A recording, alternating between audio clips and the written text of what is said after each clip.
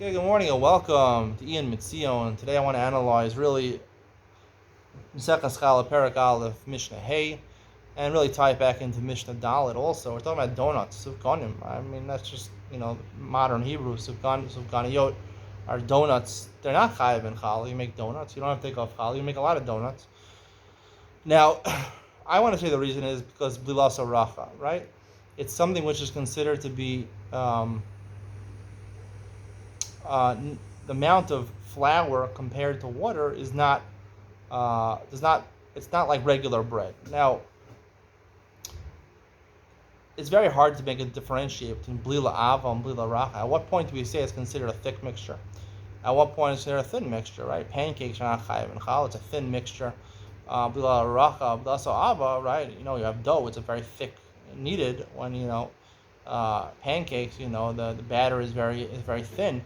So that's not chayiv and challah. Here we're talking about in Mishnah Hey, where it started off as bread and then it became sufganim, or it started off as sufganim and ended isa. So let's just read what the Ravadia Bar Tanura says. It says glasa isa was sofa sufganim.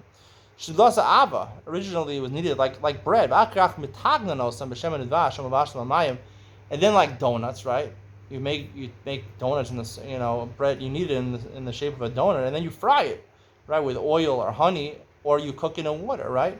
Or tchilasa sufganim v'sofa isa blasa racha.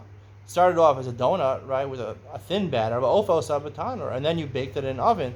In both of those cases, it's treated like bread, and you're chayiv and challah. So the problem I have with the Rav Janur is the first case where he says blasa ava, if it's like dough, and the fact that you fried it after. I don't know exactly how donuts are made. I've never made donuts before. I don't know if it's blasa ava, blasa racha. The reason that donuts, in general, like the first part of the Mishnah, is tchilasa sufganim and sofa sufganim, it's not chayiv and challah. The Mishnah Dalet says that also, sufganim have a lot of air in them, and they have air.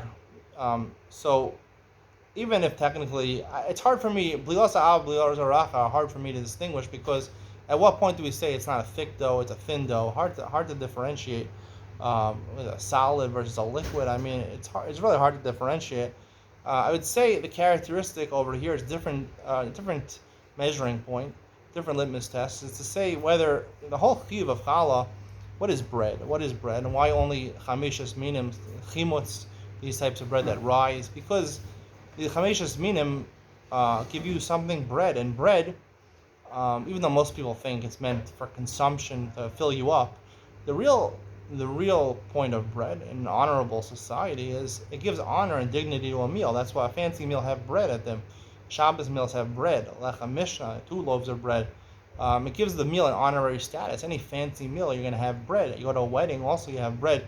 It's not because it fills you up. Sometimes people eat very little amounts of bread. It's just to give more honor to the meal, more distinction to the meal, and that's really why those things are chayiv and challah. Because anytime you have something which is very important, very significant, like bikurim or bechor adam, bechor behema, the first one, very dear and honorary itself. So then you have to honor who you're honoring. In a time of honor, you honor God who gave you this blessing.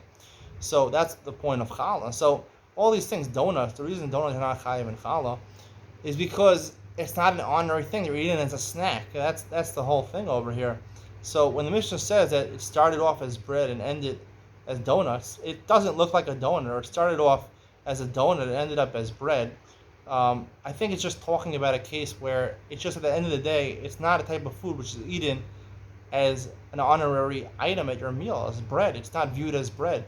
It looks partially like bread, or you fried it in oil. I don't know. It doesn't look like bread. It's a snack. It's a snack and not an honorary bread. Now, it could be it's bread, and you would eat it as your koveh or your suda on it. You'd eat it to fill up during a meal. You eat it with chicken or something like that. However, the point is that it doesn't look like a real loaf of bread, and it doesn't look like a real loaf of bread. So it's not considered to be chayiv and challah. Now, these cases where tchilasa isa v'sofa sufganim, tchilasa sufganim v'sofa isa, apparently, I think I just take back what I just said. Apparently, they do look like bread at the end of the day, right? If they started off with bread and you just fried it, or they started off as sufganim, right?